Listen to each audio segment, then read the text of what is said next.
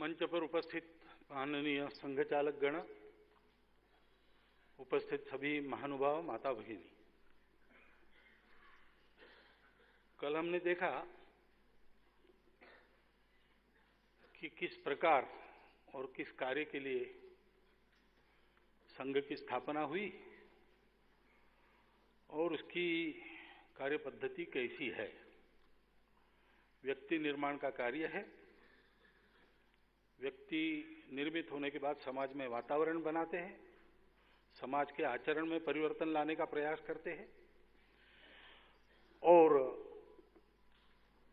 ये पूरा स्वावलंबी पद्धति से और सामूहिकता से चलने वाला काम है और मन मर्जी का काम है। इसमें आना जाना बिना शुल्क है और कोई जबरदस्ती का मामला चल भी नहीं सकता, क्योंकि जबरदस्ती करने के लिए हाथ में कुछ है नहीं, अपनी दोस्ती ही केवल है। अब जैसे जैसे कार्य बढ़ता है तो स्वयंसेवकों को तो शिक्षा मिली है कि संघ केवल एक ही काम करेगा, व्यक्ति निर्माण का, लेकिन स्वयंसेवक समाज के हित में जो जो करना पड़े वो करें। तो शक्ति बढ़ती है तो संघ चलाने के लिए जितने स्वयंसेवक है उनको छोड़कर बाकी स्वयंसेवक खाली तो नहीं बैठते। तो समाज में उनको जो समझ में आता है उसके अनुसार वो किसी न किसी कार्य को हाथ में लेते हैं।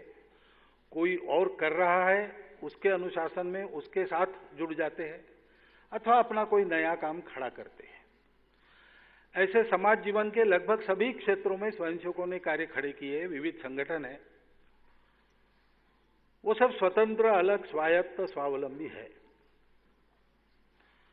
संघ के किसी बैठक के निर्णय से कोई भी संगठन नहीं चला। वो स्वयंसेवकों का अपना किया हुआ है और वो अपने भरोसे उसको चलाते हैं। सहयोग चलता है, स्वाभाविक चलता है, परिचय है, स्वयंसेवक है सब, तो विचार की दृष्टि उनको मिली है, संस्कार मिला है और संघ में परिचय है तो आना जाना चलता है, परामर्श चलना है, साथ देना भी चलता है। संघ के स्वयंसेवकों को यह भी सीख है कि अच्छे काम में कौन कर रहा है ये मत देखो, वो अपना समर्थक है कि विरोधी है ये मत देखो। अगर वो प्रामाणिकता से कर रहा है, समाज के भलाई के लिए कर रहा है, तो उसमें सहयोग करना चाहिए। उसके अनुसार स्वयंसेवकों का सहयोग अपने आप मिलते रहता है। जैसा मैंने कल कहा, समन्वय बैठक योजना तय करने के लिए नहीं होती। समन्वय बैठक ऐसा काम करने वाले स्वयंसेवकों को, जो संघ के बाहर के क्षेत्र में काम करते, उनको अपने स्वयंसेवकत्व का वातावरण मिले इसलिए आयोजित की जाती है। ये मैं थोड़ा फिर से इसलिए बता रहा हूं कि बहुत बार प्रश्न आता है कि राजनीति से क्या है, संघ की कोई राजनीतिक महत्वाकांक्षा है क्या? क्योंकि लगभग जमाने का चलन ऐसा दिखता है कि व्यक्ति समर्थ बन जाता है और सामर्थ्य जहां से प्राप्त किया उस क्षेत्र में कुछ कर लेता है तो आगे उसकी इच्छा राजनीति में जाने की होती है। लेकिन संघ को संपूर्ण समाज को जोड़ना है और राजनीति समाज जीवन के अनेक विषयों को देखती है, तो उन विषयों में मतभेद होते ही है, होना स्वाभाविक भी है। विचार अलग अलग प्रकार के रहते हैं और दलबंदी हो जाती है, दल अलग बन जाते हैं तो विरोध भी खड़ा हो जाता है। तो राजनीतिक दल और सारे समाज का जुड़ना ये कुछ ही मात्रा में एक साथ चल सकते हैं, बहुशः दल अलग अलग हो जाते हैं। और इसलिए संघ के जन्म से ही संघ ने निश्चित किया है कि राजनीति से हमारा संगठन दूर रहेगा। ये स्पर्धा की राजनीति नहीं करेगा, चुनाव नहीं लड़ेगा। संघ का कोई भी पदाधिकारी किसी भी राजनीतिक दल में पदाधिकारी बिल्कुल नहीं बन सकता और चुनाव की, वोटों की इस राजनीति से संघ को दूर रहना है। डॉक्टर हेडगेवार स्वयं एक राजनीतिक कार्यकर्ता थे और बहुत कुशल राजनीतिक कार्यकर्ता थे। उनकी विद्यार्थी दशा में कलकत्ता में उन्होंने एक कागजी आंदोलन चलाया और अंग्रेज सरकार का एक प्रस्ताव पराभूत कर दिया, डिफीट कर दिया। ये जो राष्ट्रीय विद्यालय और कॉलेजेस चल रहे थे आंदोलनकारी छात्रों के लिए, तो उनको मिलने वाला प्रमाण पत्र, डिग्री, इसको अवैध करने का कानून अंग्रेज सरकार ला रही थी। अब समाज में बड़ा आंदोलन इस विषय को लेकर खड़ा करना संभव नहीं था, तो डॉक्टर हेडगेवार ने कलकत्ते में घूम घूम कर हर एक बस्ती के प्रमुख लोगों से बात की और उनको इतना बताया कि अगर कोई आकर आपको पूछे कि आपके यहां इस प्रस्ताव के विरोध में कोई सभा हुई, तो आप कहिए हाँ आप गए थे, हाँ मैं गया था, किसके किसके भाषण हुए, अलग अलग नाम उनके पास दिए, इनके भाषण हुए, बताना और क्या हुआ, प्रस्ताव हुआ और बहुत भीड़ थी और एक मत से पारित हो गया कि ये डिग्रियां बरकरार रखनी चाहिए, ऐसा बताया। और फिर समाचार पत्र में समाचार छपवाए कि अमुक मोहल्ले में सभा हुई, 3000 लोग थे, भाषण हुआ और प्रस्ताव आया और सरकार के खिलाफ प्रस्ताव एक मत से पारित हो गया। ऐसे समाचार प्रकाशित होने का लगातार तांता चला, तब ब्रिटिशों के कान खड़े हो गए। उन्होंने अपने लोग भेजे पूछने के लिए, तो सबको प्रमाण मिले कि ऐसी सभाएं, एक भी सभा नहीं हुई थी। लेकिन रिपोर्ट जो गई सरकार के पास कि इसके बारे में बहुत बड़ा जन असंतोष है, इसको करेंगे तो असंतोष का एक कारण, और हमने आ बैल मुझे मार के तर्ज पर बुलाया, ऐसे हो जाएगा, इसलिए उस कानून को सरकार ने लाया नहीं। ऐसे कुशल वो राजनेता थे। और विदर्भ में काम करते समय प्रमुखता से उनका नाम सबके सामने आता था, विशेषकर तरुण वर्गों में बहुत लोकप्रिय थे, स्वयं तरुण आयु के थे। लेकिन संघ का काम संपूर्ण समाज को जोड़ने का काम है, इसलिए अपने जन्म से ही संघ ने स्वयं तय किया है कि ऐसी जो दिन ब दिन की रोजमर्रा राजनीति है उसमें हम नहीं जाएंगे। हमारे मत है, संघ की विचारधारा के नाते संघ के स्वयंसेवकों के मत है, नीति के बारे में मत है। कौन राज्य करे ये तो चुनाव जनता करती है, परंतु कैसा चले राष्ट्रहित में, इस राष्ट्र नीति के बारे में हमारे मत है और हम पहले से बोलते हैं, सार्वजनिक रूप से बोलते हैं, और जितनी शक्ति है उतना उसके अनुसार हो इसका प्रयास भी करते हैं। वो प्रयास हमारा लोकतांत्रिक रीति से ही होता है। संघ को राजनीति से परहेज है, इसका मतलब वो घुसपैठियों के बारे में न बोले, ऐसा नहीं है। वो ये सब राष्ट्रीय प्रश्न है, राजनीति की उसमें भूमिका है, प्रमुख भूमिका है, परंतु प्रश्नों के सुलझने का न सुलझने का परिणाम पूरे देश पर होता है। ऐसे विषय में संघ अपना मत रखता है। जो एक दल चलता है, उस दल में स्वयंसेवक क्यों है, उस दल में बहुत सारे पदाधिकारी क्यों हैं, उस दल के आज पंत प्रधान है, राष्ट्रपति जी है, सब लोग स्वयंसेवक है। तो इसलिए, और ये जो लोग कयास लगाते हैं कि नागपुर से फोन जाता होगा और बात होते हुए, बिल्कुल गलत बात है।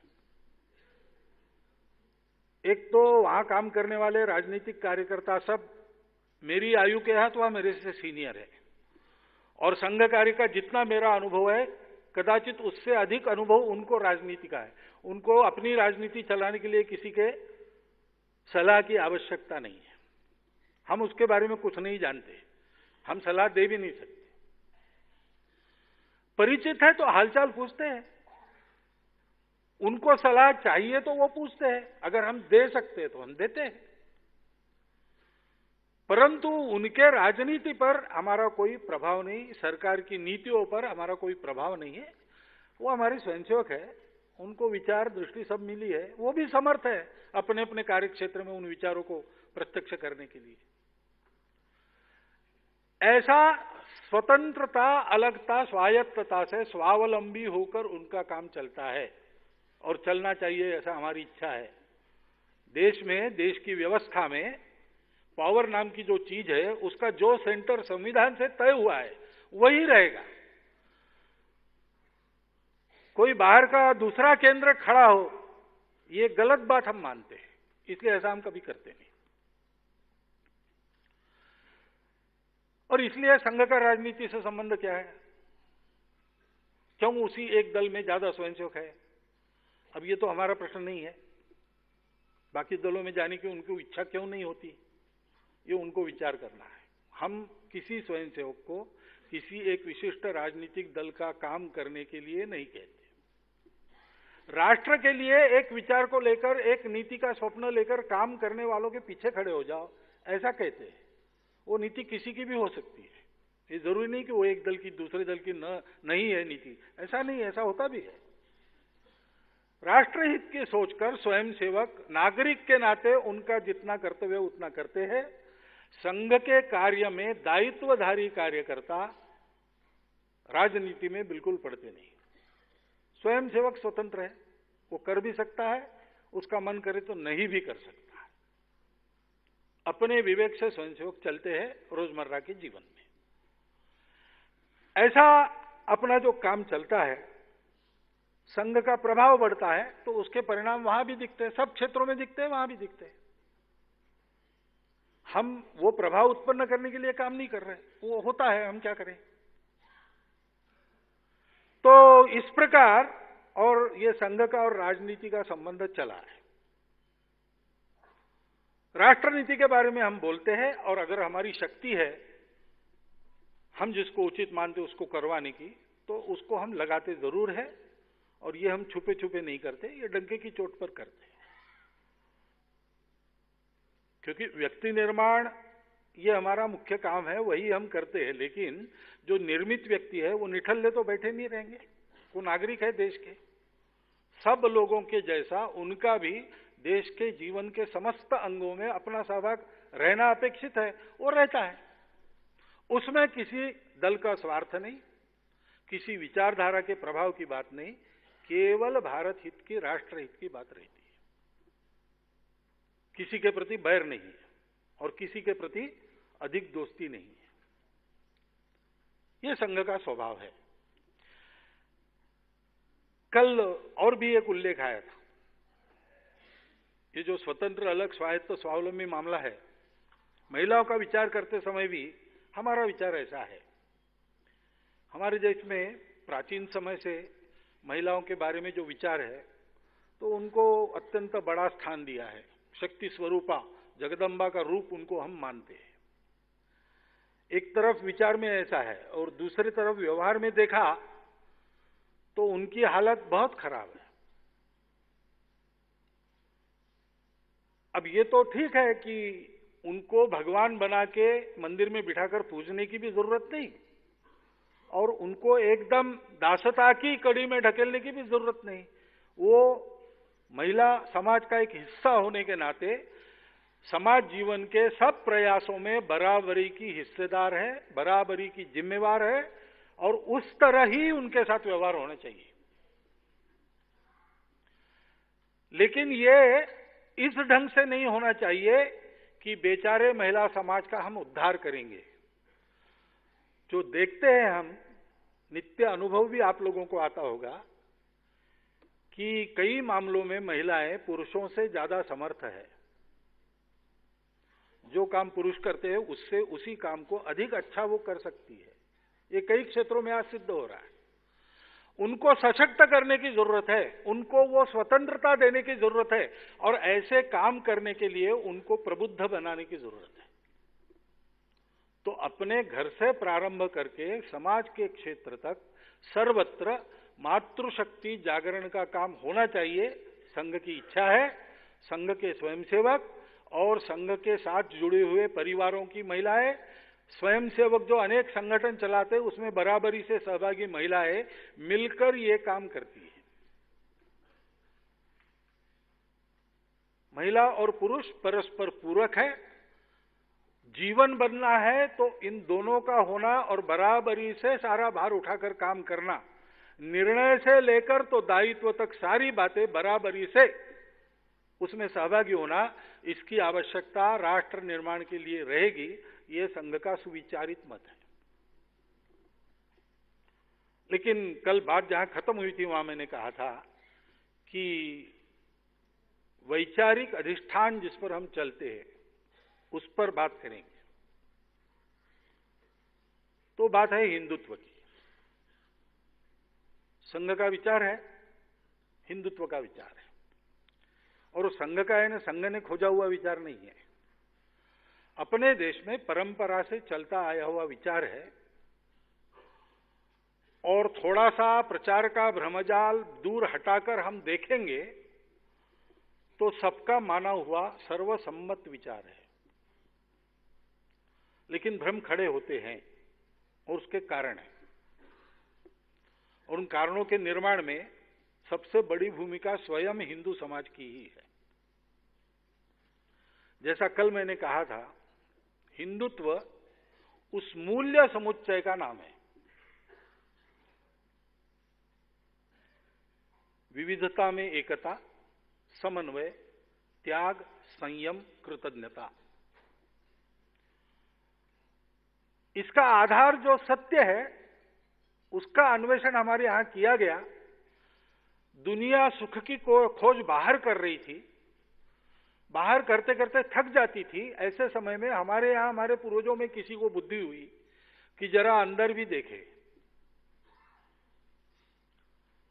और फिर जड़ जगत के विज्ञान निष्ठ अध्ययन के साथ साथ अंतर जगत के आध्यात्मिक अध्ययन का भी प्रारंभ हुआ, और उसमें से अस्तित्व की एकता का सत्य केवल तर्क से नहीं, प्रत्यक्ष अनुभूति से हमारे पूर्वजों को प्राप्त हुआ। उसकी प्रत्यक्ष अनुभूति रखने वाले महान पुरुषों की परंपरा तब से आज तक अपने देश में पूर्णतः विद्यमान है। तर्क की बात नहीं, थियरी की बात नहीं। जो कह सकते हैं, स्वामी विवेकानंद जी ने रामकृष्ण परमहंस को जब पूछा कि क्या ईश्वर को आपने देखा है, उन्होंने बहुत लोगों को पूछा था, तो गोल मटोल बातें होती थी, क्योंकि तर्क से तो बहुत लोग बता सकते, मैं भी बता सकता हूं, आप भी बता सकते, लेकिन तर्क की वहां चलती नहीं। वास्तव में क्या है? देवेंद्रनाथ ठाकुर को, रविन्द्रनाथ जी के पिताजी को उन्होंने पूछा, तब वो उत्तर नहीं दे सके। उन्होंने कहा कि तुम्हारे आंखों में बड़ा तेज है। उसने कहा, विवेकानंद जी ने कहा, वो मुझे नहीं चाहिए, मेरे प्रश्न का उत्तर दो, भगवान को आपने देखा है क्या? तो फिर उनके तरफ से कोई उत्तर नहीं आया। अपने कॉलेज में पढ़ते समय, फिलॉसफी पढ़ते समय ट्रांस इस शब्द पर चर्चा चली, तो उनके अंग्रेज प्रोफेसर ने बताया कि इसका सही अर्थ आपको जानना है तो दक्षिणेश्वर जाओ। वहां रामकृष्ण परमहंस के पास वो पहुंचे, और एक दो बार मिलने के बाद उन्होंने प्रश्न पूछा कि क्या भगवान को आप देखा है भगवान को? तो रामकृष्ण परमहंस, जो मुश्किल से चौथी पास रहे होंगे, पागल जैसे लगते थे, उन्होंने कहा कि हाँ देखा है, नित्य देखता हूं, तुमको जितना स्पष्ट देखता हूं उससे ज्यादा स्पष्ट देखता हूं, भगवान से बात भी करता हूं, और अगर तुम मेरे बताए रास्ते पर चलोगे तो तुम भी ये कर सकोगे। अब इस बात को इतने आत्मविश्वास के साथ बता सकने वाले लोग आज भी अपने देश में मिलते हैं। उस सत्य के आधार पर, अब वो सत्य क्या है इसका वर्णन, जैसा मैंने कल कहा, अलग अलग है और परस्पर विरोधी भी है, परंतु वो एक सत्य है, वो अस्तित्व की एकता का सत्य है। और उसके चलते दुनिया की विविधताओं का स्वीकार सम्मान करो, उनका उत्सव करो, अपनी अपनी विविधता पर श्रद्धापूर्वक पक्के चलते रहो, बाकी सबकी विविधता का सम्मान करो और मिलजुल कर चलो। यह संदेश देने वाला जो मूल्य समुच्चय है, वो मूल्य समुच्चय हिंदू है, हिंदुत्व है। ये नाम तो बाहर से मिला, ये बात सही है, क्योंकि आप प्राचीन ग्रंथों में जाओगे तो ये शब्द आपको कहीं मिलेगा ही नहीं भारत में। आज भी बहुत से विद्वान संत भी हिंदू नहीं कहते, सनातन कहते हैं, धर्म कहते हैं, अन्य संप्रदायों में धम्म कहते हैं। हिंदू नाम बाद में आया, किसी परिस्थिति विशेष के कारण आया। आचार्य महावीर प्रसाद द्विवेदी ने एक लेख लिखा, 29 के दशक की बात है, उन्होंने उसमें मैंने पढ़ा, अब क्या सही गलत है देखिए, उनकी उपपत्ति ये है कि जरतुश्त जब फारस पहुंचे, पर्शिया यानी आज का ईरान, तो वहां के समाज ने उनको गुरु के नाते स्वीकार किया और गुरु का परिचय पूछा, तो उन्होंने कहा परिचय क्या बताऊं, हम तो सब मानवों की एकता में विश्वास करने वाले लोग हैं, लेकिन आपको नाम गांव नाम जानना है तो मैं इतना बताता हूं कि हमारे पूर्वज सिंधु के उधर से आए थे। तो फारस की भाषा में स का ह होता है, उसने अपने गुरु को हिंदू गुरु बना दिया।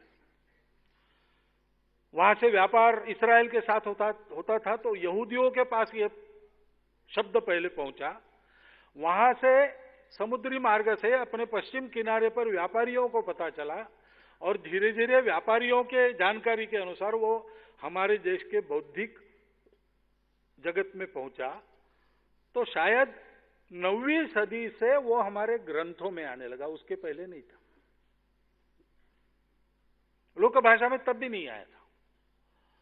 लोक भाषा में तो बाहर के आक्रमकों ने, जिनको अपनी विचारधारा का प्रभाव चाहिए था, उन्होंने जब इस देश की इतने प्रकार की विचारधाराओं को सबको एक करके पीटना शुरू किया, तो हमारे शायद लोगों ने विचार किया होगा कि ये कहां से हुआ, हम तो अलग अलग, हम इनके जैसा ही निर्गुण निराकार मानते हैं, लेकिन ये हमको भी पीटते हैं। तो फिर उनको ये उत्तर मिला कि आप सब लोग हिंदू हो, इसलिए आपको हम बदल रहे हैं। तो वो लोक भाषा में आया। लोक भाषा का शब्द संत पहले उठाते हैं, तो संतों की वाणी में पहली बार, उसके बाद गुरु नानक देव ने जैसे कहा, तुर्कस्तान खसमाना किया, हिंदुस्तान डराया, काया कपड़ टुक टुक होसी, हिंदुस्तान समालसी बोला। हिंदू शब्द तब से लोगों में प्रचलित है, लेकिन अब वो चिपक गया है तो क्या करेंगे। जैसे मेरा आपका नाम है, वो तो हमारी परमिशन लेके नहीं रखा गया है, लेकिन वो चिपक गया है, दूसरे नाम को हम प्रतिसाद नहीं देंगे। और इसलिए ये जब अस्तित्व की एकता, परस्पर सहयोग, सबका साथ चलना, क्योंकि इसका एक ऑफशूट ये भी आता है कि व्यक्ति का समाज के हित से विरोध नहीं है। समाजवाद में व्यक्ति को दबाने की जरूरत नहीं, और व्यक्ति के उन्नति के कारण समाज में शोषण करने की जरूरत नहीं। व्यक्ति और समाज परस्पर विकास में साथ चल सकते हैं, और सारा मानव समाज विकास और पर्यावरणवाद में कोई विरोध नहीं है, वो साथ चल सकता है। विकास भी हो सकता है, पर्यावरण भी ठीक, क्योंकि सृष्टि और समाज का भी झगड़ा नहीं, सारा विश्व एक ही अस्तित्व होने के कारण सब लोग साथ चल सकते हैं, साथ सबकी उन्नति हो सकती है, और सब लोग श्रेयस को, सत्य को प्राप्त कर सकते हैं। ये भी उसका एक ऑफशूट आता है। तो ये सारा जो विचार है, ये अगर हम बताने लगते हैं तो लोग कहते हैं कि ये हिंदू विचार को बोल रहे हैं। उसके लिए पर्यायी शब्द भी जो बनते हैं वो इसी शब्द से निकले हैं। मैंने ऐसा सुना है, मुझे प्रत्यक्ष मालूम नहीं, लेकिन हज यात्रा पर जाने वाले भारत के मुसलमानों का भी वहां पंजीयन जो होता है, उसमें उनको माना जाता है कि ये हिंदवी मुसलमान है। और इंटेलेक्चुअल सर्कल्स में जो चर्चा चलती है, उसमें इस प्रकार के विचारों को इंडिक थॉट कहते हैं। वो इंडिक भी इसी का शब्द है। बहुत दूर क्यों, जब हम भारतीय कहते हैं तो वो केवल भारत नाम के भूगोल का नाम नहीं रहता, क्योंकि भारत का भूगोल तो बदलता रहा है, कम ज्यादा होते रहा है। तो भारत एक स्वभाव का नाम है। ये सारे शब्द समानार्थी शब्द है, लेकिन इसके आशय को स्पष्ट रूप से बनाने वाला एक शब्द है हिंदू। इसलिए संघ हिंदू इस शब्द को आग्रह पूर्वक लेकर चलता है, लेकिन इसका मतलब ये नहीं है कि जो भारत शब्द का उपयोग करते हैं, जो इंडिक शब्द का उपयोग करते हैं, जो आर्य शब्द का उपयोग करते हैं, उनसे हमारा कोई झगड़ा है या विरोध है। हम जानते हैं कि उनको कहना वही है। हमारे लिए यह शब्द आग्रह का शब्द है, उनके लिए वो होगा, बहुत अच्छी बात है। इसको लेकर झगड़ा होने की कोई बात नहीं, क्योंकि आशय की बात तो एक ही है, विविधता में एकता। इस मूल्य समुच्चय के आधार पर एक धर्म बनता है, एक संकल्पना बनती है कि जीवन में कैसे चलना चाहिए, किस दिशा में चलना चाहिए। अब धर्म शब्द को लेकर भी बड़ा कंफ्यूजन है, क्योंकि ये केवल भारतीय भाषाओं में शब्द मिलता है, भारत के बाहर ये शब्द नहीं मिलता। धर्म शब्द ये भारत की देन है। अब वैसा दूसरा क्या है, बाकी देशों में नहीं है, थोड़ा मिलता जुलता, क्योंकि धर्म के साथ कर्मकांड भी आता है, तो कर्मकांड विशेष प्रकार का, विशेष प्रकार की पूजा, विशेष प्रकार का ग्रंथ, विशेष प्रकार के मसीहा, ऐसा जो बनता है उसको रिलीजन कहते। इसलिए अपनी भाषा को छोड़कर जब हम विदेशी भाषा में बोलने लगते तब हम रिलीजन कहते हैं, और रिलीजन का ट्रांसलेशन धर्म करते हैं। इसलिए गलतफहमी पैदा होती है। ये धर्म यानी किसी एक विशेष देश की, समाज की बपौती नहीं है, ये पूरे मानवों का वैश्विक धर्म है। हिंदू धर्म आज जिसको कहते हैं वो वास्तव में हिंदुओं का धर्म नहीं, हिंदुओं का धर्मशास्त्र हिंदू धर्मशास्त्र के नाम से नहीं है, वो मानव धर्मशास्त्र उसको कहा जाता है। हिंदू शब्द आने के पहले वो रचा गया है। वो किसी एक के लिए नहीं था, वो सबके लिए था। हमारे देश में जितनी आध्यात्मिक धाराएं हैं, सिख, बौद्ध, जैन, सनातनी, आर्य समाजी, ये सब लोग जन्मे तो भारत में, भारत के समाज में काम किया, लेकिन उन्होंने जो कहा है वो सारा का सारा संपूर्ण विश्व के लिए है।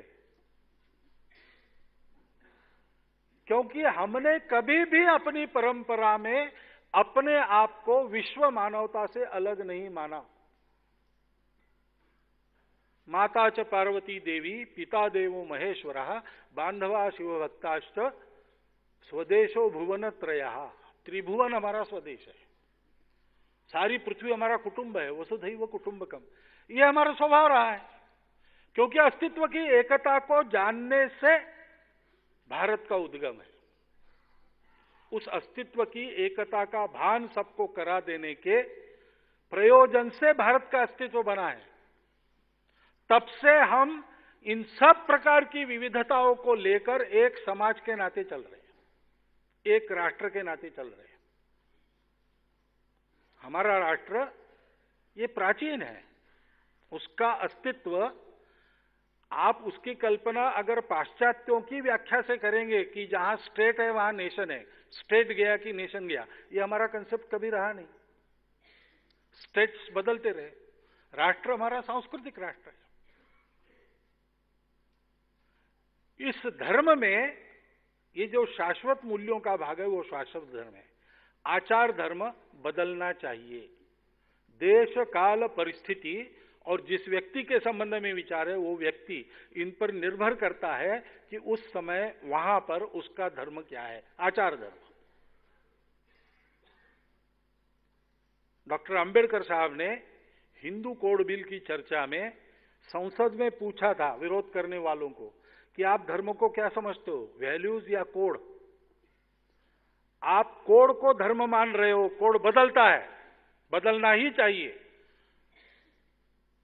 उसको मैं बदल रहा हूं, वैल्यूज वही है, आप चर्चा करो। धर्म की ओर देखने की हमारी दृष्टि ये है, ये वैल्यूज है।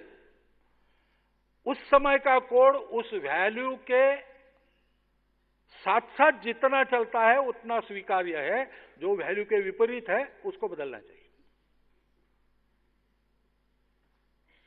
कितना बदल हुआ है हिंदू परंपरा में, देवी देवता भी बदल गए। वैदिक काल के देवता आज नहीं है, मध्यकाल के देवताओं के स्वरूप बदल गए, नए नए संप्रदाय निकल जाते हैं। ये हिंदुत्व की संकल्पना खाने पीने के विशिष्ट व्यवहार में किसी को जकड़ने वाली नहीं है। ये हिंदुत्व की संकल्पना अमुक एक पूजा को लेकर समर्थन नहीं करती। ये हिंदुत्व की संकल्पना विशिष्ट भाषा, विशिष्ट प्रांत, प्रदेश, इसको नहीं चलाती है। सृष्टि के साथ मानव समाज व्यक्ति का सुख और समाज का सुख दोनों एक साथ रखकर चले। इसलिए अर्थ काम वो तो है ही, उसकी मान्यता है। इच्छाएं हमारी होती है, उसकी तृप्ति करने से सुख मिलता है, तृप्ति के साधन चाहिए, तो अर्थ पुरुषार्थ भी है। लेकिन इन दोनों को हम सबको मिलकर चलना है, अकेले की उन्नति नहीं करनी है। मेरे विकास में इन सबका विकास होना चाहिए, इसका भान रखकर चलाने वाला अनुशासन है, वो अनुशासन धर्म है। कल मैंने तथागत का वचन सुनाया था, सब पापस्य अकरणम। क्यों भाई, क्यों पाप नहीं करना? दूसरे को होती होगी तकलीफ, अरे भाई वो दूसरा नहीं है, वो भी तुम ही हो। और इसलिए सबके कल्याण में अपना कल्याण, अपने कल्याण से सबका कल्याण, ऐसा जीवन जीने का अनुशासन और सबका कल्याण हो, इसलिए सबके हितों का एक संतुलित समन्वय, बैलेंस, ये वास्तव में हिंदुत्व है। सभी भारत से निकले संप्रदायों का जो सामूहिक मूल्य बोध है, उसका नाम हिंदुत्व है। लेकिन अब संप्रदाय है, प्राचीन है, चले है, तो हमारा धर्म है तो हम मान्य करते हैं ना। सभी विविधताओं का अपने यहां स्वीकार है। भारत की पहचान वो बनी है, ये वैश्विक धर्म है, केवल भारत के लिए नहीं है, लेकिन भारत में इसका संगोपन हुआ, निर्माण हुआ, संगोपन हुआ। और एक ट्रस्टी के नाते समय समय पर विश्व को इस ज्ञान को देने वाला भारत है। वैदिक ऋषियों के समय हुआ, सारे विश्व में गया अपना ज्ञान। तथागत के काल में उनकी प्रेरणा से सारी दुनिया में इसी धम्म का प्रचार हुआ। आज भी अनेक संत महात्मा जाते हैं और इन बातों को बताते हैं, वो कन्वर्शन नहीं करते। रमण महर्षि के पास सर पॉल ब्रंटन आए थे और उन्होंने कहा कि मुझे हिंदू बना लो। रमण महर्षि ने कहा कि तुम अच्छे ईसाई हो, अच्छे ईसाई बनो, उसी में सार्थक है, तुमको हिंदू बनने की जरूरत नहीं है।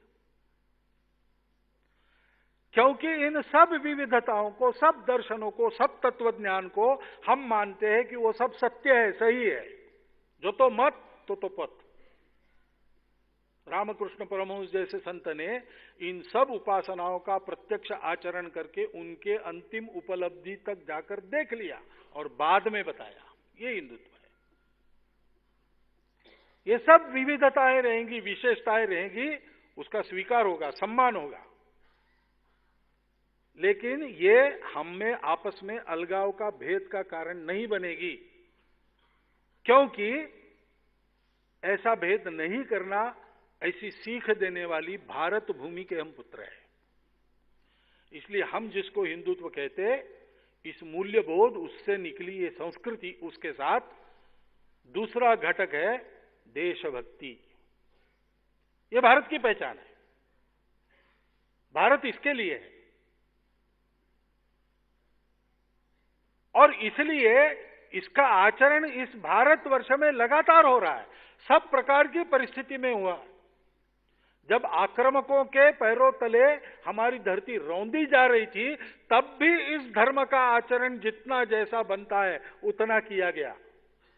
जब अपने ही स्वार्थी लोगों के द्वारा इसके आचरण को मूल्यों के विपरीत बिगाड़ दिया गया, तो उसको वापस लाइन पर लाने वाले अनेक संत महात्मा हुए, उनसे ये हमारे सारे संप्रदाय बने हैं। इसलिए प्रस्थान बिंदु सबका एक है और आचरण का उपदेश सबका एक है। देश काल परिस्थिति अनुसार दर्शन और विधि, आचार धर्म सबने अलग अलग बताया है। और इसलिए इस मूलभूत एकता को देखकर साथ चलना, इस स्वभाव का नाम हिंदुत्व है। किसी का हित गौण नहीं, सबका हित एक साथ होना चाहिए। Maximum good of the maximum people, इसके आगे जाकर हमारे पूर्वजों ने कहा सर्वेपि सुखिनः सन्तु, हवै सब मंगलम, सब सर्वत्र का भला। किसी भी पंथ संप्रदाय में भारतीय जाओ, ये आपको मिलेगा, सबका। यहां तक जो खल है, दुष्ट है, उनका भी भला ही चिंता है सबने। पसायदान ज्ञानेश्वर महाराज ने लिखा, तो दुष्टों का नाश हो ऐसा वो नहीं कहते। वो कहते हैं खलांची व्यंकटी सांडो, यानी वे दुष्ट स्वभाव के लोगों का जो टेढ़ापन है वो चला जाए।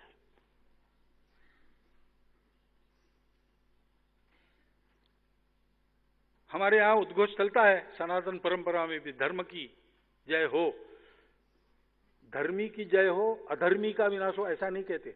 धर्म की जय हो, अधर्म का विनाश हो, प्राणियों में सद्भावना हो। ये जो अपनी विचारधारा है, जिसकी आज के विश्व को नितांत आवश्यकता है, वो मांग रही है, उस विचारधारा को अपने आचरण में चरितार्थ करने वाला समाज भारत में खड़ा करना है। और वही हम सबको जोड़ता है। कोई एक भाषा हमको जोड़ती है क्या? नहीं। कोई एक देवी देवता हमको जोड़ते हैं क्या? नहीं। खान पान रीति रिवाज का एक तरीका हमारा समान नहीं है। हमारे प्रांत है, हमारी भाषा है, हमारी जातियां उपजातियां सब है, लेकिन ये सब होने के बावजूद भी हम सब भारत माता के पुत्र, उस वैश्विक मानव संस्कृति के अनुयायी है। ऐसा हम चले, ऐसा हम चले। जहां जहां विश्व में गए हैं, हमने कोई लड़ाई नहीं की, हमने किसी का राज्य नहीं जीता, हमने किसी के संपत्ति को लूटा नहीं। जहां गए वहां ज्ञान दिया, सभ्यता दी। अन्य देशों के लोग आकर प्रभावशाली अपने देश में बनते हैं और बाद में जाते हैं वापस, उनकी जो स्मृति आ रही थी वो अच्छी नहीं रहती किसी देश में। अन्य देश के लोग आए, उन्होंने हम पर राज किया, चले गए। अन्य देश के लोग आए, उन्होंने हमको प्रभावित किया, चले गए। इसको अच्छा नहीं बताते। लेकिन एकमात्र भारत है जिसके दुनिया के जिन जिन देशों में वास्तव हुआ है, उसकी स्मृतियों को आनंद से आदर पूर्वक वहां के लोग बताते हैं। आज भी उसके अवशेष चला रहे। कहीं पर मूर्तियां मिलती है, कहीं पर शिल्प खड़े करते हैं नए सिरे से। महाभारत के, रामायण की कथाएं चलती है, रामलीलाएं चलती है, आनंद के साथ चलती है। पूजा पद्धति बदल गई, न वहां पर शैव रहे, न वहां पर बौद्ध रहे, आज मुसलमान है, लेकिन वो कहते हैं हमने अपने पूर्वज नहीं बदले। ये मधुर स्मृतियां एकमात्र चमत्कार भारत का ही क्यों है? इसलिए है कि भारत इस संतुलन को, अनुशासन को, विश्व कल्याण की भावना से सबको अपना मानकर ले गया है। यह चित्र हमारे यहां खड़ा करना है। और इसलिए जिस हमारे सुजल सुफल मलय शीतल मातृभूमि ने हमको कभी आक्रमण की चिंता में प्राचीन समय में रखा नहीं, चारों ओर से हम प्रोटेक्टेड थे, आज के जैसे जाने आने के साधन नहीं थे, तो हम सुरक्षित थे, समृद्धि थी, तो हमने कभी लड़ाई करना सीखा ही नहीं। जो आएगा उसको बसा लिया, तुम भी रहो। भाषाएं हमारी भी पहले से अनेक है, देवी देवता हमारे पहले से अनेक है, उससे कुछ नहीं बिगड़ता। मानवता के धर्म को लेकर चलो। और इसलिए डॉक्टर अंबेडकर साहब ने ये कहा है कि स्वातंत्र्य और समता और बंधुता ये आदर्श मैंने फ्रांसीसी राज्य क्रांति से नहीं लिए, इसी मिट्टी में उपजे तथागत बुद्ध के विचारों से मैंने ये प्रेरणा पाई।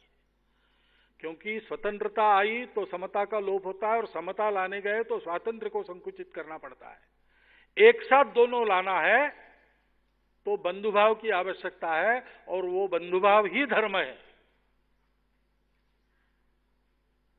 बंधुभाव का आधार क्या है?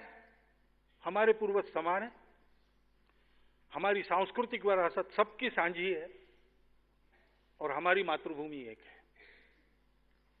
इसलिए मैं कहता हूं, उसका विरोध भी होता है कभी कभी, लेकिन मेरे हृदय की भावना यह है कि भारतवर्ष में जो है वो सब हमारी भाषा में, वो अपने आप को कहे न कहे, उनको स्वतंत्रता है, और दूसरा कुछ कहते हैं, हमको उसमें कोई गिला शिकवा नहीं।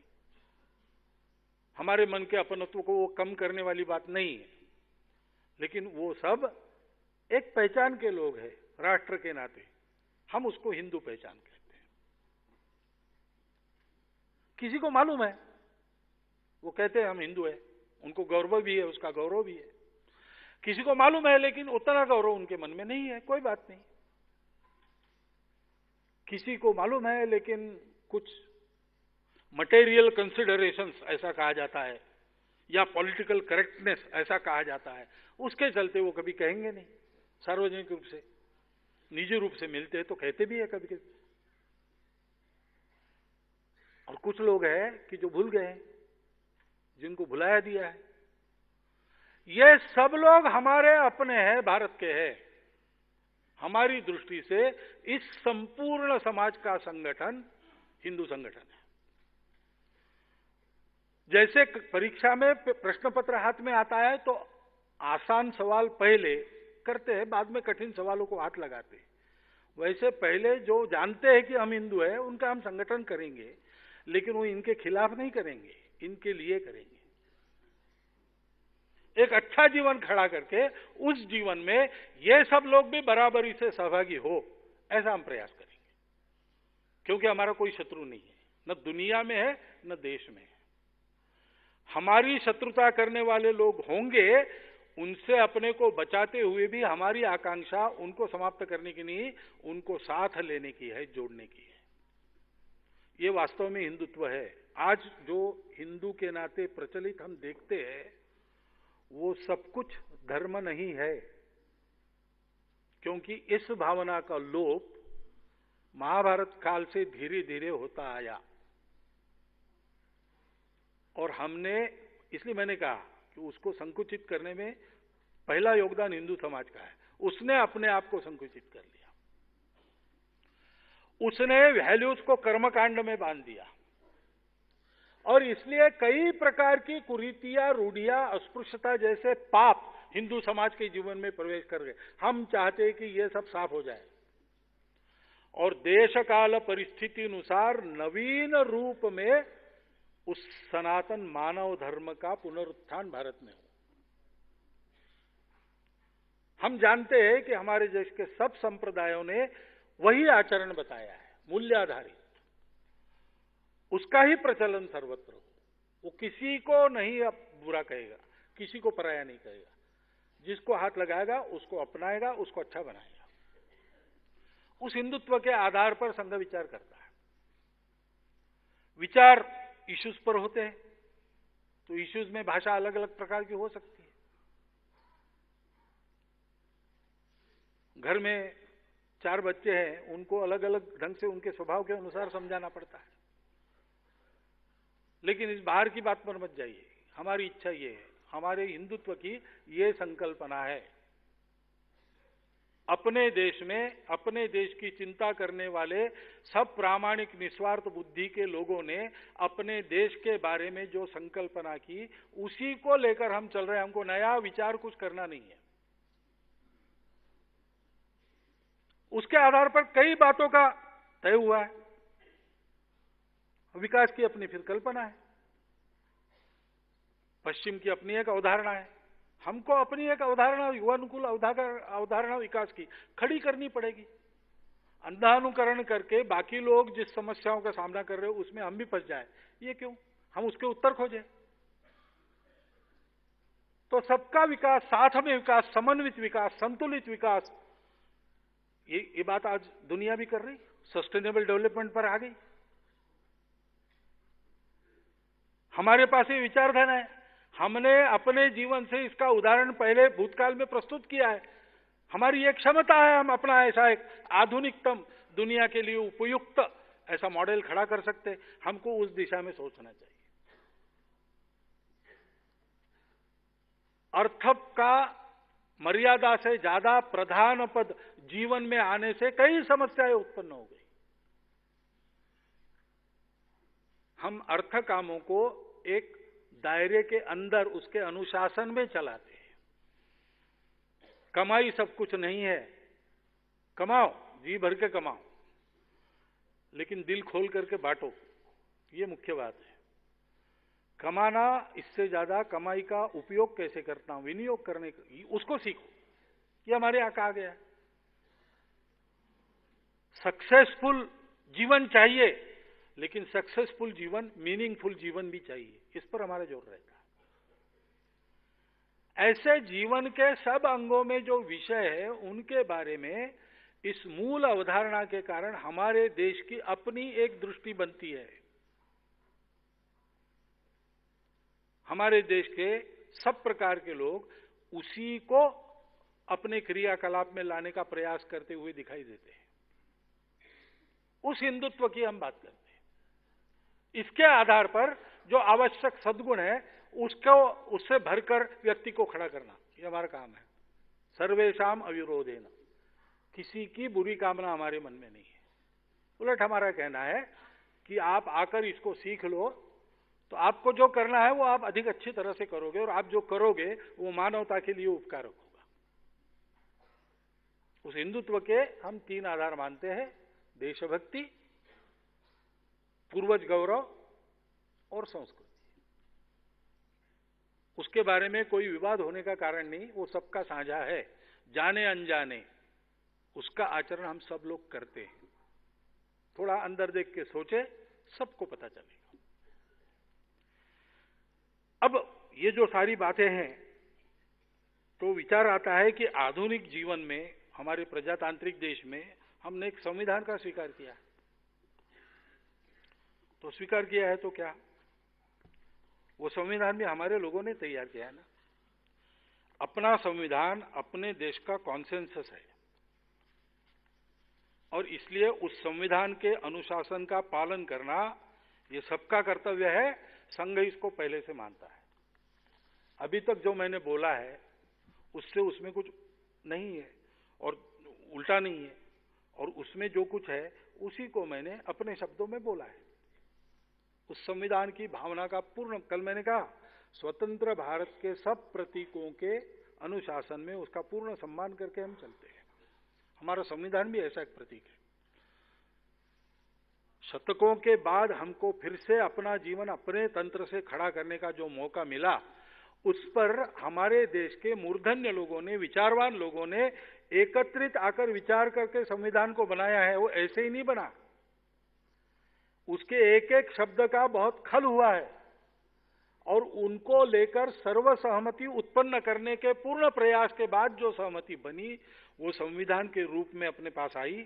उसकी एक प्रस्तावना है, प्रियम्बल है, उसमें नागरिक कर्तव्य बताए हैं, उसमें डायरेक्टिव प्रिंसिपल्स है, और उसमें नागरिक अधिकार दिए हैं। बाकी कानून वगैरह उसके आधार पर जो बने वो बदलते रहते हैं। उस बदलने का प्रावधान उस संविधान में है, वो चलते रहता। उसके लिए फोरम है भारत की संसद, उसके इंटरप्रिटेशन के लिए कोर्ट का मत लिया जाता है। यह व्यवस्था है, उस व्यवस्था में से चलेगा जैसा चलना है। लेकिन ये जो 4 बातें हैं और कुछ कॉन्स्टिट्यूशनल प्रोविजंस, वो हमारा कॉन्सेंसस है, उसको मानकर ही सबको चलना है, सबको चलना चाहिए, ऐसा हम मानते हैं, हम वैसा चलते हैं। मैं केवल प्रियम्बल पढ़ देता हूं। We the people of India, having solemnly resolved to constitute India into a sovereign, socialist, secular, democratic republic. ये सोशलिस्ट सेक्युलर बाद में आया, सबको पता है, लेकिन अभी है तो उसको भी पढ़ा है मैंने। And to secure to all its citizens justice, social, economic and political, liberty of thought, expression, belief, faith and worship, equality of status and of opportunity. अब आगे की और एक महत्व की बात है जिसको डॉक्टर अंबेडकर साहब ने अपने संविधान सभा के भाषण में कहा था। And to promote among them all fraternity, assuring the dignity of the individual and the unity and integrity of the nation. संविधान सभा में उन्होंने कहा था कि हमारे आपस की लड़ाई के कारण विदेशी जीते और हमको गुलाम बनाया। मैं भाव बता रहा हूं, शब्द उनके हैं, आप पढ़ सकते हैं। हमने बंधुभाव, अभी भी हम संसद में बैठे परस्पर विरोधी कैंप में एक दूसरे के विरोधी बनकर, ये तो तंत्र की मजबूरी है, लेकिन इन सब के बावजूद हम सब एक है, ऐसा बंधुभाव उत्पन्न हमने नहीं किया तो फिर कौन से दिन देखने पड़ेंगे बता नहीं सकते। उनके शब्द आप पढ़ लीजिए। संघ का काम इस बंधुभाव के लिए है, और इस बंधुभाव के लिए एक ही आधार है, विविधता में एकता। वो विचार देने वाली हमारी चलती आई हुई विचारधारा है, उसको दुनिया हिंदुत्व कहती है। इसलिए हम कहते हैं कि हमारा हिंदू राष्ट्र है। हिंदू राष्ट्र है इसका मतलब इसमें मुसलमान नहीं चाहिए, ऐसा बिल्कुल नहीं होता।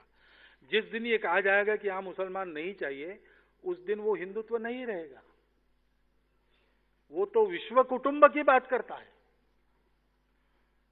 जिस दिन हम कहेंगे कि केवल वेद चलेंगे, बौद्ध मत नहीं चलेगा, वो वेदों को नहीं मानता, वो हिंदुत्व नहीं रहेगा। क्योंकि सत्य की सतत खोज हमारे देश में चली है, और उसके क्रम में अनेक दर्शन उत्पन्न हुए, उन सब की मान्यता है वो सब सत्य है, ऐसी सबकी श्रद्धा है, होनी चाहिए। इस हिंदुत्व को लेकर हम चलते हैं, क्योंकि इस बंधुभाव को वैचारिक आधार देने वाला वही एकमात्र विचार है। वो सर्वेशाम अविरोधी विचार है, वो कभी प्रतिक्रिया में नहीं आता। उसको धारण करके वास्तव में ऐसा चलने की योग्यता हमारी होनी चाहिए। हमने बीच के काल में उसको खो दिया, इसलिए बहुत सारी बातें हुई। नहीं तो हम भी 1881 का सेंसस हुआ तब तक हमारे देश के सामान्य लोग भी ये जानते थे। सर सैयद अहमद खां का जो लाहौर का भाषण है, उनका सत्कार हुआ, वो बैरिस्टर बनकर आए, उसकी चर्चा चली है। वो बैरिस्टर बनकर आए, लाहौर के आर्य समाज ने उनका सत्कार किया, आर्य प्रतिनिधि सभा ने। और उनका परिचय देते समय परिचयकर्ता ने कहा कि हिंदुओं में बहुत बैरिस्टर बने हैं, लेकिन ये मुसलमानों में पहले, इसलिए हम इनका अभिनंदन कर रहे हैं। तो सैयद अहमद अली खान ने अपने भाषण में जो उत्तर दिया, उसके प्रारंभ में उन्होंने कहा कि मुझे बड़ा दुख हुआ कि आपने हमको अपने में नहीं शुमार किया। क्या हम भारत माता के पुत्र नहीं है? अरे इतिहास में हमारी बदल गई पूजा की पद्धति, और क्या बदला है? ये जो बात है, ये हम 1881 तक जानते थे, धीरे धीरे इसको हमने खो दिया अपने जहन से। उसको वापस लाना पड़ेगा। हाँ, उसको आप हम जैसा कहते वैसा हिंदू मत कहो, चलेगा। आप उसको भारतीय कहो, हम आपके कहने का सम्मान करते हैं। हम जिस संस्कार को निर्माण करना चाहते हैं, इसलिए हमको वो एकमात्र उपयुक्त शब्द रहता है, लगता है, इसलिए हम उसको लेकर चल रहे हैं। और उसके नुकसान भी होते तो हम सहन करके चल रहे हैं, क्योंकि हमारा ही विश्वास है कि इस शब्द के रहने से भारत का यह स्वभाव कभी भी लुप्त नहीं होगा। सबको लेके भारत के लोग आगे बढ़ेंगे, ये संघ की विचारधारा है। और इसलिए संविधान के सम्मान का प्रश्न ही नहीं उठता। हम संविधान के अनुशासन से हम सब लोग बंधे हैं। मैं कहता हूं कि अपने वैश्विक धर्म का, भारत के धर्म का आज का आचार धर्म संविधान में उल्लेखित है, उससे हम सब लोग बंधे हैं। और वो संविधान इतना उदार है कि उसकी अपनी चर्चा हो, ऐसे भी प्रावधान उसमें वो होती रहती है, उसके लिए व्यवस्थाएं भी निर्माण है। इसलिए प्रश्न नहीं उठता। संविधान को मानकर ही संघ चलता है। संविधान कानून का पूर्ण सम्मान रखता है। संविधान कानून के खिलाफ हमने कुछ किया है, ऐसा एक भी उदाहरण नहीं। ये बात पक्की है। अब हमारा ये कहना है, हमारा ये अहंकार भी नहीं है कि अकेला भारत देश का उद्धार करेगा। ये अहंकार किसी ने भी रखना नहीं चाहिए, क्योंकि देश उठता है वो किसी एक व्यक्ति के, एक संगठन के, संस्था के, एक सरकार के जरिए नहीं उठता है। देश का संपूर्ण समाज अपने देश के लिए जीने मरने का उद्यम करता है, गुणवान होकर, संगठित होकर, भेदों और स्वार्थों को भूलकर। तब देश का भाग्य बदलता है। दुनिया में जो देश आज तक बड़े हुए हैं, आधुनिक काल में भी आप सबका इतिहास देख लीजिए, सतत कम से कम 100 वर्ष ऐसे प्रयास हुए, उसके बाद गर्त से उठकर वो देश विश्व का एक सिरमौर देश बन गया। चाहे वो इंग्लैंड हो, चाहे वो अमेरिका हो, चाहे वो फ्रांस हो, चाहे वो क्यूबा हो, चाहे वो जापान हो, चाहे वो चाइना हो, इन सबके इतिहास है लिखे जा चुके हैं, मैंने स्वयं पढ़े। उसके निष्कर्षों के आधार पर मैं बता रहा हूं। एक ही उदाहरण मैं दूंगा। जापान के बारे में पुस्तक लिखी गई, द इनक्रेडिबल जापानीज। जापान उस समय देश के बाजारों का, दुनिया के बाजारों का राजा था। तो उसका अध्ययन दो समाजशास्त्री, दो अर्थशास्त्री, चारों ने मिलकर किया और पुस्तक लिखी। पुस्तक पढ़ने लायक है। उसके अंतिम पृष्ठ पर उन्होंने 9 निष्कर्ष दिए। उन 9 निष्कर्षों में पहले 5 का संबंध अर्थशास्त्र से नहीं है। वो कहते हैं कि जापान के लोग अनुशासित है, इसलिए इतने प्रगत हुए। दूसरी बात वो कहते हैं कि जापान के लोग जब अपने हित का विचार करते तो अकेले के हित का विचार नहीं करते, कम से कम अपने गांव की भलाई सोचकर अपना हित उसका प्लानिंग करते। तीसरा उन्होंने कहा कि जापान के लोग अपने देश के लिए किसी भी प्रकार का साहस करने के लिए सदा तैयार रहते। चौथा उन्होंने लिखा कि जापान के लोग अपने देश के लिए किसी भी प्रकार का त्याग करने के लिए तैयार रहते। और पांचवा उन्होंने लिखा कि जापान के लोग अपने देश का हर काम उत्कृष्ट हो, इसकी पूरी चिंता करते हैं। हमको यही संस्कार भरने हैं, इसी काम को करना है। और इसलिए हम मानते हैं कि संपूर्ण समाज को संगठित होना चाहिए। हम मानते हैं कि प्रामाणिकता से, निस्वार्थ बुद्धि से अपने अपने जगह पर छोटे बड़े दायरे में देश हित में काम करने वाले सबका योगदान है। संपूर्ण समाज ऐसे भाव से अनुप्राणित होगा तब देश का भाग्य बदलेगा। नहीं तो कुछ दिन अच्छा चलेगा, बाद में फिर से गिरावट आएगी। ये हमने बार बार अनुभव किया है, स्वतंत्रता के पहले भी, स्वतंत्रता के बाद में भी। स्वतंत्रता के बाद में भी बहुत ऐसे कालखंड आए जिसमें एकदम आशाएं पल्लवित हुई, सब लोग उत्साह में आ गए और बाद में फिर से पहले से ज्यादा अंधेरे में चले गए। कारण उस आशा को निर्माण करने वाले लोग नहीं थे, कारण अपने सामान्य समाज का स्तर, उसकी गुणवत्ता, उसका संकल्प ये थे। प्रामाणिक भावना से जो कोई देश हित में उद्यम करता है उसका उद्यम पूर्ण हो, सफल हो, ऐसा समाज उत्पन्न करना यह आवश्यक है। We have come to fulfil, not to destroy. सब सज्जन जो है, सदहितैषी लोग हैं, उन सब के सब उद्यम सफल होते रहे पूर्णता, इसकी व्यवस्था समाज की करना है। यह संघ का काम है। और इसलिए भविष्य के भारत की कल्पना पर जब हम आते हैं तो हम क्या सोचते हैं? बहुत ज्यादा सोचने की आवश्यकता नहीं पड़ती, क्योंकि प्रत्येक भारतीय व्यक्ति अगर किसी आदर्श स्थिति की कामना करता है तो एक ही प्रकार की कामना करता है। हमको कैसा देश चाहिए? हमको सामर्थ्य संपन्न देश चाहिए। उस सामर्थ्य का उपयोग हमको दूसरों को दबाने के लिए नहीं करना है, लेकिन जिसका सामर्थ्य नहीं है उसकी अच्छी बातें भी दुनिया सुनती नहीं है, वास्तविकता है। सत्य की चलती तब है जब उसके पीछे कोई शक्ति होती है। बड़ों की बात सब सुनते हैं, समर्थ को नहीं दोष गुसाई, ऐसा भी कहा जाता है। अमेरिका अभी मैं जाके आया, शिकागो में वर्ल्ड हिंदू कांग्रेस में, वहां के लोगों के सामने भी बोलने का प्रसंग आया, तो मैं भी इन शब्दों का उच्चारण आसानी से कर सकता हूं, थोड़ा बहुत अंग्रेजी पढ़ा हूं तो, my American brothers and sisters, लेकिन तालियां नहीं पड़ती। विवेकानंद अपरिचित थे, उन्होंने ये शब्द कहे, 3 मिनट तालियां गूंजी। कारण क्या है?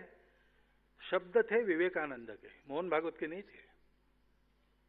शब्द तो सरल है, कोई बड़े कठिन शब्द अंग्रेजी भाषा के, उन my American brothers and sisters, very common words. लेकिन उसके पीछे जो व्यक्ति है उसकी तपस्या, उसकी शक्ति काम करती है। और इसलिए हमारा देश सामर्थ्य संपन्न होना पहली बात है। सब प्रकार का सामर्थ्य, आर्थिक सामर्थ्य, नैतिक सामर्थ्य, सामरिक सामर्थ्य। किस लिए? विश्व कल्याण के लिए। सब लोग ऐसा कहते हैं, लेकिन डंडा चलाते हुए दिखते हैं। हम वैसा नहीं करेंगे। सबको मित्र बनाकर हम ये काम करेंगे। इसलिए नैतिक बल भी चाहिए, शील संपन्न देश चाहिए। एतद्देश प्रसूतस्य सकाशादग्र जन्मनात् स्वम स्वम चरित्रम शिक्षेरन पृथिव्याम सर्वमानवा। ये गर्वोक्ति फिर से हम कर सके, ऐसे हमारे समाज के सब लोग हो। इसलिए ज्ञान संपन्न देश चाहिए, सामर्थ्य संपन्न, शील संपन्न, ज्ञान संपन्न, और संगठित होना पड़ेगा। विविधताओं का एक सुंदर हार पुष्पों का गूंथ कर उससे अपने देश को सजाना पड़ेगा। सबको एक आना पड़ेगा। हो सकता है, असंभव नहीं है। कितने भी कड़े विवाद हो, बैठकर हल निकाला जा सकता है, बशर्ते भारत का हित सबके मन में हो, अपने पूर्वजों का गौरव सबके मन में हो, और इस संस्कृति के बारे में श्रद्धा मन में हो। वो जोड़ने वाली बात है, उसको हम हिंदुत्व कहते हैं। उसके प्रति श्रद्धा रखकर बात होती है तो सारे प्रश्नों का हल निकलता है। हम एक होकर खड़े हो सकते, होना आवश्यक है, सुसंगठित। और दुनिया को उपदेश करने जाएंगे तो देश का जीवन सर्वांग सुंदर होना चाहिए। इसलिए समता युक्त, शोषण मुक्त और विश्व के लिए सद्भावना मन में लेकर चलने वाला। अगर ऐसी स्थिति में हमारा विजन डॉक्यूमेंट बना, तो विजन डॉक्यूमेंट अपने साम्राज्य की विस्तार का नहीं बनेगा। विजन डॉक्यूमेंट अपने आर्थिक विस्तार का नहीं बनेगा। विजन डॉक्यूमेंट दुनिया के ऐसे जो पिछड़े गए हैं देश, पिछड़ गए हैं समाज, उनको बराबरी में लाने का विजन डॉक्यूमेंट होगा। बिना किसी की हानि किए सबको कल्याण पथ चलाने वाला हमारा विजन डॉक्यूमेंट होगा। ऐसा देश हमको चाहिए। भारत त्रस्त मानवता को नया संजीवन प्रदान करके सर्व समन्वय साधने वाले संतुलन के और सर्व समन्वय साधने के लिए जो अनुशासन चाहिए, उस अनुशासन के मार्ग पर चलाएगा। और चलाएगा यानी डंडे से नहीं चलाएगा, स्वयं के उदाहरण से उनके मन में अपने प्रति एक सम्मान उत्पन्न करके वैसे चलाएगा। सबके प्रति मन में अतीव कल्याण की भावना लेकर चलाएगा। ऐसा देश चाहिए। अब ये मेरे अपने विचार है क्या? आज तो मैं बोल रहा हूं, लेकिन ये अपने देश का सनातन विचार है। अपने देश के विजन के बारे में जब जब किसी ने बोला है, यही बोला है। प्रसिद्ध कविता है रविन्द्रनाथ की, चित्त जथा भय शून्य, उन्नतो जेथा शीर। उसका अनुवाद भी हुआ है, लेकिन एक्यूरेट अनुवाद, नियरली एक्यूरेट अंग्रेजी मुझे लगा, इसलिए मैं वो अनुवाद पढ़ता हूं। गीतांजलि में कविता है, नैवेद्य नाम का संग्रह उसका अंश है। अब उसमें एक सुधार किया है, लेकिन उस कविता में अंत में रविन्द्रनाथ जी ने कहा है कि हे परम पिता, अपने कठोर हाथ से एक आघात हमारे देश पर करो और उसको ऐसी दुनिया में जागृत करो। वो आघात वाली बात अंग्रेजी ट्रांसलेशन में नहीं है, लेकिन सीधे से नहीं मानता तो भगवान ऐसा ताड़न करके हमको चलाएगा कान पकड़ के, क्योंकि हमारी नियति दूसरी नहीं हो सकती। हम सीधे से जाएं उस पर, यह बहुत अच्छी बात है, नहीं तो भगवान मारेगा। ये अंग्रेजी ट्रांसलेशन में नहीं है। अंग्रेजी ट्रांसलेशन कहता है, where the mind is without fear and the head is held high, where knowledge is free, where the world has not been broken up into fragments by narrow domestic wars, where words come out from the depth of truth, where tireless striving stretches its arms towards perfection, where the clear stream of reason has not lost its way into the dreary desert sand of dead habit, where the mind is led forward by thee into ever-widening thought and action, into that heaven of freedom, my father, let my country awake. Rabindranath उधर बंगाल में थे. स्वातंत्र्य वीर सावरकर ने यही कहा, जो जो उत्तम उदात्त उन्नत महन मधुर ऐसा स्वतंत्रता भगवती तुम्हारे साथ अवतरित हो हमारे देश में. स्वतंत्रता देवी की उनकी प्रसिद्ध आरती मराठी में, उसमें यही कहा गया है. हम अपने स्वतंत्र भारत की कल्पना इसी प्रकार से करते हैं. और ऐसे भारत को खड़ा करने वाला समाज कैसा होना चाहिए, उसमें भी कोई अलग बात मैं नहीं करता हूं. अपने समाज के किन दोषों का निपटारा होना चाहिए, इसके बारे में महात्मा जी ने 7 सामाजिक पापों की बात की है. उन पापों को अपने जीवन से निपटकर हटाना पड़ेगा. उसके लिए स्वयं को संस्कारित होना पड़ेगा. व्यक्ति निर्माण का काम उसी लिए चलता है. वो 7 सामाजिक पाप गांधी जी क्या कहते हैं? Wealth without work, pleasure without conscience, knowledge without character, commerce without morality, science without humanity, religion without sacrifice, politics without principle. आप चारों ओर अपने जीवन में नजर डालेंगे समाज के, स्वतंत्रता के बाद बहुत कुछ अच्छा हुआ है, लेकिन ये भी सर्वत्र दिखता है. इसको निपटे बिना उस स्वतंत्रता का संपूर्ण फल प्राप्त होना कठिन है. और इसके लिए संपूर्ण समाज को जुड़कर प्रयास करने पड़ेंगे, क्योंकि ये सारे पाप बाहर नहीं रहते, ये अपने मन में रहते. अपने मन से लेकर तो सारे देश के आकाश को साफ करने का काम हमको करना पड़ेगा. प्रारंभ अपने से करना पड़ेगा. उस प्रारंभ करने के लिए संघ सबको बुलाता है. संघ का आह्वान यही है, इस अपने पवित्र मातृभूमि का भाग्य बदलने के लायक बनो, सबको बनाओ. और फिर हम सब मिलकर तय करेंगे सामूहिक विचार से, जो तय होगा वो होगा. शक्ति बनेगी वैसी हमारी. यह संघ का मंतव्य है. वैसे समझने भी बड़ा कठिन जाता है एकदम. आज की दुनिया में कोई अच्छा काम कोई करने गया तो लोग पहले पूछते ही क्यों कर रहा है. ऐसी शंकित अवस्था समाज मन में है, इसलिए भी कठिन जाता है. जानबूझकर अंधकार भ्रम उत्पन्न करने वाले लोग भी काम करते हैं, उनका भी भला हो. उनके बारे में हमारी भावना बुरी नहीं है, उनका टेढ़ापन चले जाए, इतनी प्रार्थना है ज्ञानेश्वर महाराज के शब्दों में. लेकिन ऐसा होने के कारण इसको समझना पड़ता है.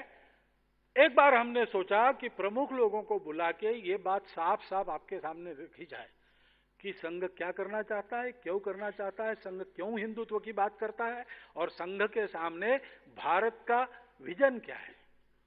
वो चारों बातें मैंने आपके सामने रखी है.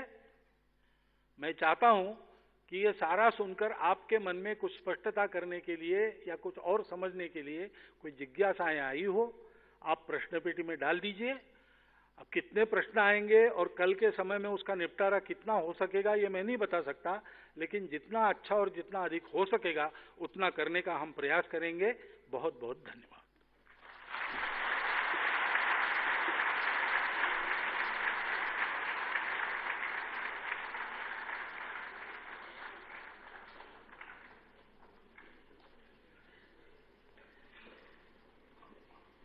पूजनीय सर संघ चालक जी का कल का और आज का उद्बोधन ये पूरा हमारी वेबसाइट rss.org पर उपलब्ध है. हम में से जो दोबारा सुनना चाहें, अन्यों को इसका संदर्भ देना चाहें, वे वहां पर वेबसाइट पर इसको देख सकते हैं. कल के लिए पूजनीय सर संघ चालक जी ने सबसे आग्रह किया है कि आप सब लोग कल यहाँ पर आएं और आपके मन की जो जिज्ञासाएं हैं उनका समाधान करने का प्रयत्न रहेगा. तो अभी जो अपने को पत्रक मिला है उसको ऊपर हम अपना प्रश्न जिज्ञासा लिखकर यहाँ कार्यकर्ताओं को दे सकते हैं. अभी राष्ट्रगान होगा और उसके पश्चात हम सभी जलपान लेके जाएं, ऐसा आपसे निवेदन है.